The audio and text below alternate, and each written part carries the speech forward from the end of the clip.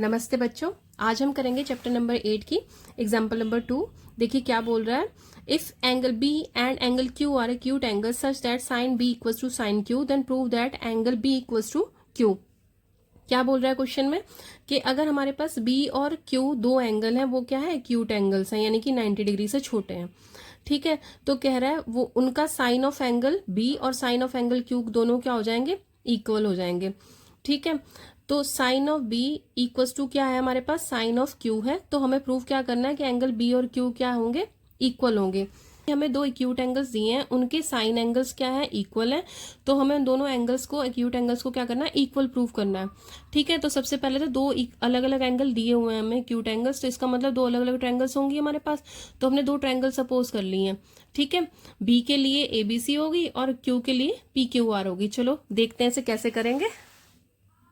तो देखो इस क्वेश्चन में उसने हमें बी और क्यू का क्या बोला है, एक्यूट एंगल्स बोला है। बी एंगल हुआ तो ये मैंने ए ले लिया, बी, और ये ले लिया सी। ठीक है, और ये हो गया मेरा पी, ये क्यू हो गया और ये आर हो गया। ठीक है, तो ये हो गया मेरा आर पे 90 डिग्री, यहाँ पे सी पे 90 डिग्री हो गया। ठीक है, तो लेट राइट एंगल ट्रायंगल, एक हो जाएगी हमारी ए सी बी, जो 90 का एंगल है उसको हम बीच में लेते हैं, एंड दूसरी क्या हो जाएगी, P R Q. And triangle P R Q, हमने दो ट्रायंगल सपोज कर ली। ठीक, अब ये देखो दो ट्रायंगल सपोज कर ली, तो इनमें हमें गिवन क्या है, sine of angle B equals to किसके, साइन ऑफ एंगल क्यू के।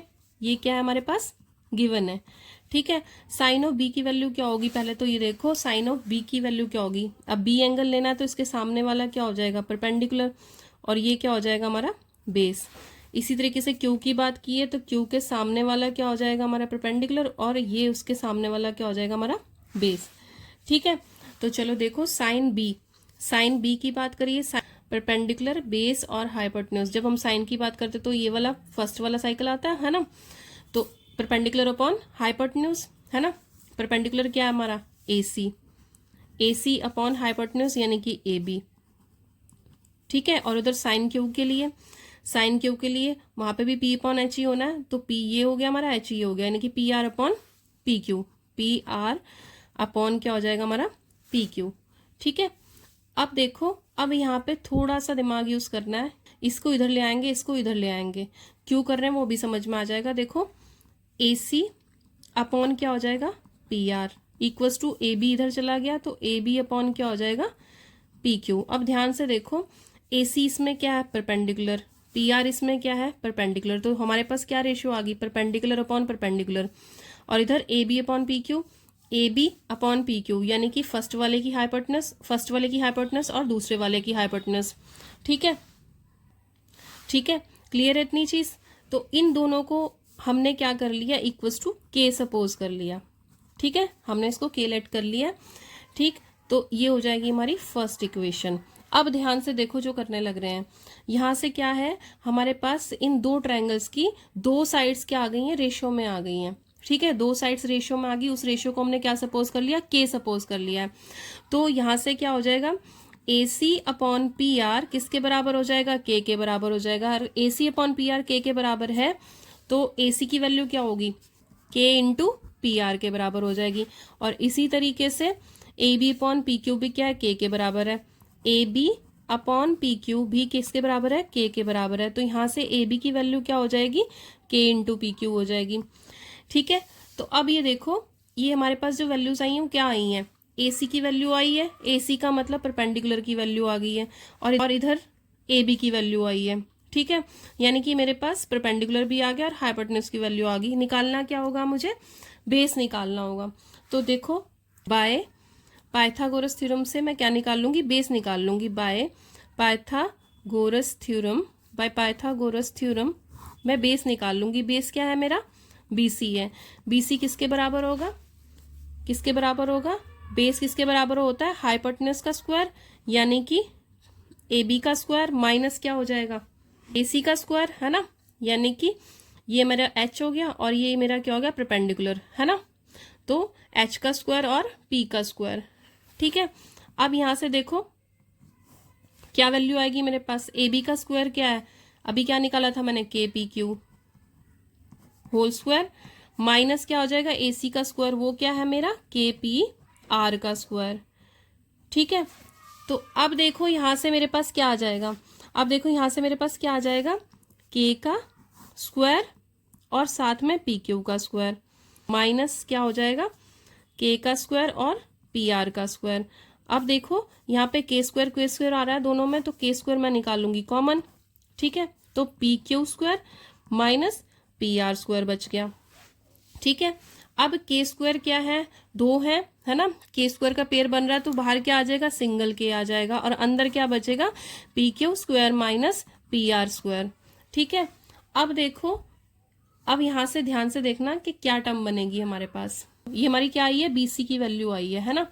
अब ये देखो मेरे पास ये BC, बाकी दो साइड्स की रेशियो तो हमारे पास आ गई थी है ना, तो इसकी BC ये बेस क्या होंगे, ये वाला बेस भी रेशियो में होंगे, ये हमें प्रूव करना है ना। क्यों प्रूव कर रहे हैं, ताकि हमारी ट्रायंगल क्या हो जाए सिमिलर हो जाए। अगर सिमिलर होगी तो हम बता सकते हैं कि ये दोनों एक्यूट एंगल भी क्या होंगे इक्वल होंगे है ना।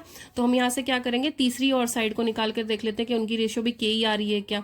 तो BC अपॉन क्या हो जाएगा हमारा RQ हो जाएगा। BC अपॉन RQ किसके बराबर हो जाएगा, BC अपॉन RQ किसके बराबर हो जाएगा। अब देखो BC की वैल्यू क्या है हमारे पास, BC की वैल्यू हमने अभी निकाली है K इंटू क्या आ गई PQ square minus PR square. ठीक है, अपॉन RQ की वैल्यू क्या होगी हमारे पास। अब RQ क्या है, देखो RQ क्या है बेस का स्क्वायर, तो क्या हो गया हाइपोटेन्यूज का स्क्वायर माइनस परपेंडिकुलर का स्क्वायर, यानी कि PQ square minus PR square. RQ की वैल्यू क्या आ जाएगी PQ square minus PR square. Value को हमने यहाँ पे पुट कर दिया, तो देखो यहाँ पे ये और ये दोनों चीज क्या है सेम है, कैंसिल आउट हो जाएंगी, तो BC अपॉन RQ क्या आ जाएगा K के बराबर आ जाएगा। ठीक है, तो BC अपॉन RQ क्या आ गया K के बराबर आ गया, तो ये आ गया हमारा सेकंड। ठीक है, ये हमारा सेकंड आई और ये वाली इक्वेशन क्या थी फर्स्ट थी, ये दोनों भी K के बराबर है और तीसरा जो निकाला वो भी K के बराबर है। तो फ्रॉम फर्स्ट एंड सेकंड क्या हो जाएगा हमारे पास, फ्रॉम फर्स्ट एंड सेकंड जो पहले वाली रेशियो थी AS upon PR equals to PR upon PQ बराबर किसके आ जाएगी, ये थर्ड वाली साइड भी इक्वल में आ जाएगी RQ। ठीक है, अब ये देखो ये सारे के सारे क्या हो गए K के इक्वल हो गए। ठीक है, अगर ये सारे की सारी साइड्स की रेशियो K के इक्वल आ गई है तो इसका मतलब ये सारी रेशियो क्या आपस में इक्वल है। अगर ऐसा है तो हमारे पास जो दो ट्रायंगल गिवन है ACB एंड ट्रायंगल कौन सी PRQ, ये दोनों क्या हो जाएंगी सिमिलर हो जाएंगी। क्या हो जाएंगी दोनों सिमिलर हो जाएंगी, किससे हो जाएंगी बाय SSS से। ठीक है, तो बाय SSS सिमिलरिटी क्राइटेरिया से हमारी ये दोनों ट्रायंगल्स क्या हो जाएंगी सिमिलर हो जाएंगी। ठीक है, अगर ये दोनों ट्रायंगल सिमिलर होगी तो इसके एंगल भी क्या होंगे इक्वल होंगे आपस में है ना। बाय सिमिलरिटी क्राइटेरिया से हमने सीखा था है ना कि अगर हमारी ट्रायंगल सिमिलर होंगी तो उनके एंगल्स भी क्या होते हैं इक्वल होते हैं। तो देयरफॉर क्या हो जाएगा हमारे पास एंगल B इक्वल्स टू किसके आ जाएगा एंगल Q के आ जाएगा। ठीक है, तो यही चीज हमें प्रूव करनी थी। इसमें अभी आपको कोई भी प्रॉब्लम हो तो आप पूछ सकते हैं। एक बार और देख लो इस क्वेश्चन को है ना, देखो क्या बोला है उसने, क्या बोला था उसने कि हमारे पास दो एंगल है B और Q। ठीक है, उनका साइन एंगल क्या है इक्वल है, तो हमें उन दोनों एंगल्स को इक्वल प्रूव करना है। ठीक है, अब हमें इन दोनों एंगल्स को इक्वल प्रूव करना है, तो हमने क्या किया जो उसने हमें गिवन में दिया था।